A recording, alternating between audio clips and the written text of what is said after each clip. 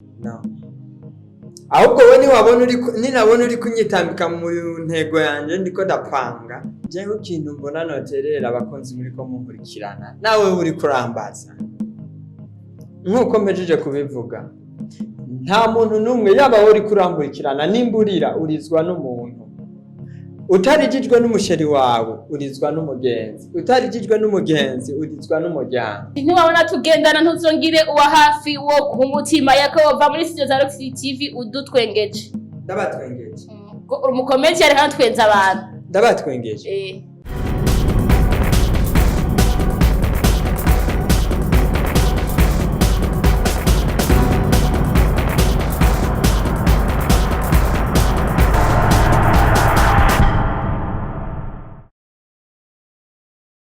Yes, bakunzi ba Rock TV mwaramutse muri vunyana ushobora kuboherereye abari mu burega museruko reka mwese ndabipfurize umunsi mwiza cyane igitondo ciza ivanye naho ushobora kuburi abari mu gitondo mwaramutse abari mu ijoro namwe ijoro ryiza kwa abayisilamu assalamu alaykum wa rahmatullahi wa barakatuh kuba Kristo Imana ihabwe icubahiro kuri mikro za Rock TV kuna Mr Swingi amasanamu meza cyane cyangwa amashameze neza cyane tukaba turiko tubifashwa na Weight Company akaba rero kashobora kuduhereza amakuru ameze neza amashameze neza reka noneho iyi studio ya Rock TV ntabwo ndahari je nyene nkumbere shobora kuba ndi kumwe n'abandi batandukanye ariko nizere ko kimwe gusa tugiye kuronka ivyiza tugenda tubara mu gihugu cyacu cy'u Burundi bavuga ko ari Edeni turashobora kwakira mugenzi wacu n'umwigema ameze neza kandi aryoshe biboneka ko atagasenya batarashobora kumuvyonga canke kumwonona bibonekana ko ashobora kuba gifise agatima keza canke urukundo muri we tumwakire mukobwa ameze neza nawe.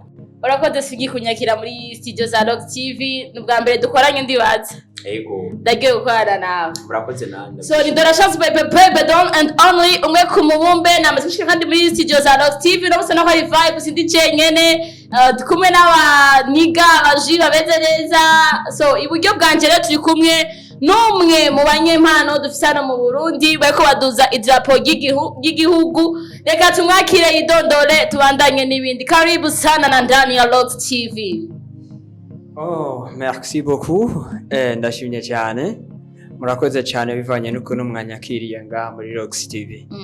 Yeah. Natwe turakwakiriye kandi turanakwishimiye hama idondora abakunzi bawe wibwire abakuzi abatakuzi abakuzi batazi uko ari wewe bose gira ko ubidondora. Ubundi hariho umuntu atanze. Hari umuntu atakuzi, je sinenda kuzi. Very good. Okay, ndabaramukije cyane bakunzi ba Rock TV. Ya nongera ndabifuriza umunsi mwiza bivanye naho muherereye. Hanyuma ku mazina bamagara Mugisha Samuel. Ayo n'amazina y'ubuhizi. Ariko mfise ubwoba ko Imana izohapfa impamagara Yakobo kandi yari izi zina ry'iwanje ryaseriye ko nitwa Sami. Ariko nubwo biruko urafise izina dusanzwe tukumenyereye ko ntabwo ari Sami ariko ni aze kuri Yakobo. Yakobo. Kubeki kwitwa Yakobo mu mazina dusanzwe tuzi hano mu gihugu cy'u Burundi ugatora sirno ya Yakobo. Ya murakoze cyane. Ubundi mu kazi umuntu wese agira brand yiwe. Ya burya iyo ukoze akazi nturonke izina ukuramwa ako kazi ntute wibaze ngo hari icyo washize ko kwako kazi. Ubundi je zina Yakobo ryazanywe n'akazi nkora n'ibikorwa nkora. Mbega nimba atari banga ibikorwa ukora bisanzwe ari ivyaha ivyo nyene wampamagariye je nshobora ndabizi niyo mpamvu waje hano gihe tubwira ibikorwa vyawe. Okay, ibikorwa vyanje murabizi ni comedy kunezereza umuntu ashavuye eka wabuze umuntu karaba comedy ziwanje guma watwenze hati eka na film ndundi ya serious ndiko ndayikora vraiment yangerageza kuba mu byishimo by'abantu bose. Ako je ndakuravye menga film iri serious ni gutoka vya fresh seriye osa n'umuntu w'umukomedi nivyo bigutoka wallahi. Ya ni kimwe rero nakubwira ati kiya kintu cyose akazi kose ugakuramwo ico bitwa brand. Hata akazi kose ugakuramwo ico bita brand. Rero brand ni Yakobo kuri we. Mbe Yakobo iki guhitamo umugabo comedian mu myuga yose dufise hano mu Burundi? Jeff is objectif yanje. Ya nabayeho nishimye. Elfone ivyo nkora bigaragaza uwo ndiwe. Ya umunezero mu bantu ni comedy niwo munezero mu ego na serious bikenewe kwerekana ubuzima bw'abantu babayemo. Ariko my name is Yakobo. Hati my name is Yakobo. Yakobo nihe ntambamye umaze guhura nayo muri uyu mugabo wa comedian? Intambamye. Yeah. Intambamye nahuye nabo nazo nabantu bigira abastari bo ku rwego rwo hejuru. Babandi babona ko bahejeje. Ariko nagiye gusobanukirwa iyo umaze kubaho uzi ko wahejeje akazi, ko wahejeje ubuzima, ahubwo ubuzima bwa ntibuba buranatangura. Ubu kiri hasi nta brand uburakora. Mu buzima rero akazi kose uzoba uri kurakora ni wabona uri gutera imbere neze wibaze ngo warahejeje, ahubwo niwo munsi uzobusige, niwo munsi wo gutangura rero guhaguruka gukora ico bitwa cyane. Ati akazi kose uzoba uri kurakora ukabona ko wahejeje ntuba uratangura, haba hageze yuko utangura. Mbe Yakobo, wewe mugabo wa comedian ni igiki kikwinjiriza? Ni wahe musaruro ukuramo? Musaruro nkuramo? Basi ni igiki ubona ati iki kintu kirantera intege ko avansa nkora? Ntucikude ikintu gituma udacika intege basi? Ninjiye muno mwuga ntiteze gucika intege. Ninjiye muno mwuga ntiteze kuzokunguka. No kuvuga yuko mu majambo make ibintu byose navyinjiyemo ndicaye hari gupambana navyo.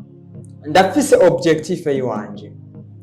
Kandi wewe uri kurankurikirana ntuzigera umenya intege nke yazi wanje. Oshaka tubwire objective ufise? You serious? I'm seriously. Objective yanje fise eri ku mutima wanje, kuko abansi ni benshi barakaka hariho abarozi mu kuroga baroga bari gusa.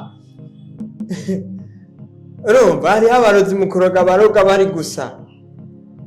Apana babandi akenshi na Bibiliya iravuga ati mwirinde imigani y'abakera. Hariho abantu rero bavuze ngo ushaka gukira indwara arayirata. No. Ahubwo we ninabona uri kunyitambika mu ntego yanje ndiko ndapanga. Nubwo usanga mfise objective yo kugura indege. Ati Yakobo afise objective yo kugura indege. Yakobo kuri uwo mugenzi niki? Umugenzi. Inshuti niki, umugenzi niki? Mu buzima wori kurankurikirana nagomba kubwira ikintu kimwe. Inshuti yawe niwo mwasi wawe mukuru. Inshuti yawe niwo mwasi wawe mukuru. Abantu tubayeho dufise abagenzi, ariko abo bagenzi nibo batuma twebwe ivyo twari twifuza gushikako bagirane babisubiza inyuma, batuma bitaba. Rero irinde neza wowe uri kurankurikirana. Uwo witwa umugenzi umufate nk'umwasi wawe ku mutima, umufate nk'umukunzi wawe mu maso. Hato wita umugenzi umufate nk'umukunzi wawe mu maso, ariko umufate nk'umwansi wawe ku mutima. Iyo ni analyze ya Mr. Yakobo. Yakobo nize mpanuro wotanga n'igihe kintu wumva utova muri Rock TV utavuze?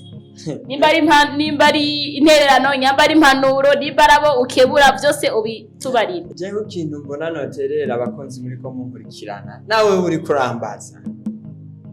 Nkuko mpejeje kubivuga, nta muntu numwe yaba uri kurankurikirana nimburira urizwa n'umuntu. Utarijijwe n'umusheri wawe urizwa n'umugenzi, utarijijwe n'umugenzi urizwa n'umuryango. Rero ikintu nagomba ndabwira bagenzi, inshuti z'umusaraba, dusangiye ijambo ry'Imana, dusangiye Imana imwe, niko mwoja kurabo mwita bagenzi. Ariko nko kwiyumvira, reka nsubire kwabo bagenzi babagenzanye, nko kwiyumvira ko mugenza wateye inyuma ari wo munezero wawe, basi tubaje kwiriye kwitaho. Mbe ibindi ko nkora byo gusubiza umugenzi inyuma, je ndabikorewe cyo ndyohera? Mbega imbere y'Imana birayihimbara? Mbega Imana niki mu bugingo bwawe? Mvugira amen. Amina. Mvugira amen. Amen. Maraki kane ngo umusuraje wakantitanure, abibone bose n'inkozi z'ibibi bazocika ibishimwe. Ego. Abibone bose n'inkozi z'ibibi bazocika ibishimwe. Babandi bigira abananyuwa, babandi bigira minaona, bamwe bigira abapidida abapede. Achoshoboye kuvuga kuko naje ndi mwabo bagenzi. Niwe wabona tugendana cyane, ntuzingire uwa hafi cyane no kumutima. ati ntiwabona tugendana ntuzongire uwa hafi wo ku mutima Yakobo va muri studio za Rock TV udutwengeje ndabatwengeje umukomenti yari hantwenza abantu ndabatwengeje onyibukije akajambo mabwo wanje yigeze kumbwira ntararongora umukobwa wiwe yaramuntije arambwira ati Yakobo je ndashaka no mukobwa wanje uzi umurongora umuzi apana ivyo kugaruka unasikia ndavuga ati genda ndamurongore ndamushire mu nzu ntaramurongora ugende umwumvirize sinampereka ndani mu nyumba emisi ibiri gusa ariko rero uwa kabiri waramunaniye kuko uwa mbere kweri yaratagaze uwo munsi mw'ijoro harasha wakomborera ikira kitu ariko umunsi wa kabiri ikintu twapfuye ni kimwe umugore namusize mu nzu mbona aranyubashe ariko mvuye ku kazi numva umugore aratanguye sheri ntidushobora kuryama nutoze jewe urabizi mu buzima na mama yabyaye ntirigera mbwira ngo genda woga amazi akanye je n'amazi akanye noga yumva ko tutazoshobora ntacika rega amaboko ndabimubwiye umwana wiwe ko yansuzuguye ego amazi narayoze aravuga ati sheri urandyoye mu gatondo cyo ndambwira sheri tekera impuzu zawe aratekera sheri none ugomba tuje kumesa ndambwira ati we nkurikira zizana turagenda abona tugiye iwabo mama we nibikije ndambwira ati rero burya mama ndahenda kuzaniye imari yawe kubera iki ko twavuganye indwi umukobwa yambwiye noge jo mwijoro ndoga rero ikosa nk'iryo yakoze iryo ritumye ndamwirukana mabuko aravuga ati Yakobo burya yakudekoneye cyane mureka gume ngaha ndavuga ati mabukwe ndagukunze kubera utahura ndabura kutoga oya pana ko ntoga rega sinavuze azakubwiriza ko rega sinavuze ko ntoga oya we cameraman uno mukobwa atangwe kuvuga ngo sinoga imbere y'abantu bariko badukurikira umviriza mwe mudukurikirana je ndoga ngiye muri dushe marayisa ana ndiko nditeye akanyameri gane atari I am serious hanyuma ndashimye cyane mwe muriko mudukurikirana ndi umusore mwiza urumva apana ibi vya cameraman ndabisha ko bambone ndi umusore mwiza afise igihagararo afise taye abantu bafise amahera ariko nayo mfise urumva agasore katahuwe n'abantu n'Imana icavyonyeye nagiye mwishengero cabarambwira ati burya nagomba ubwire hariho umuntu twari twegeranye babwiye ati bwira mugenzi wawe kasana Yesu gusa na Yesu numva umuntu abimbwiye ngo n'Imana mbwiye mbikubwiye ndavuga ati bwa bundi cyamamare mfise brand kuri brand yawe rero n'icengero baranzi barakuzi bibazi cameraman urazwi burya mu gitabo c'ijuru the brand yakobona gushimira cyane n'abatera asanze kubana nawe ntuze wihate gusaba imbabazi atacaha wakoze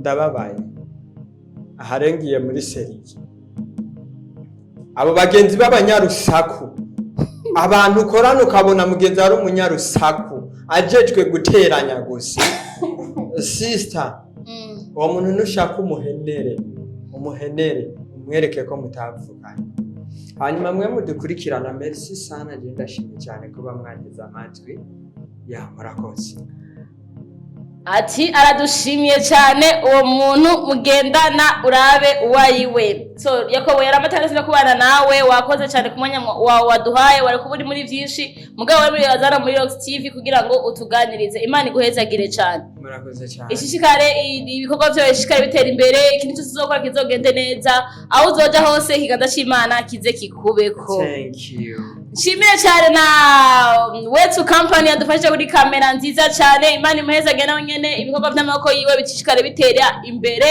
nanje tuzosubira ku wundi munsi natumiye uyundi mu invité yari de la chance baby don and only umwe ku mubumbe see you next time.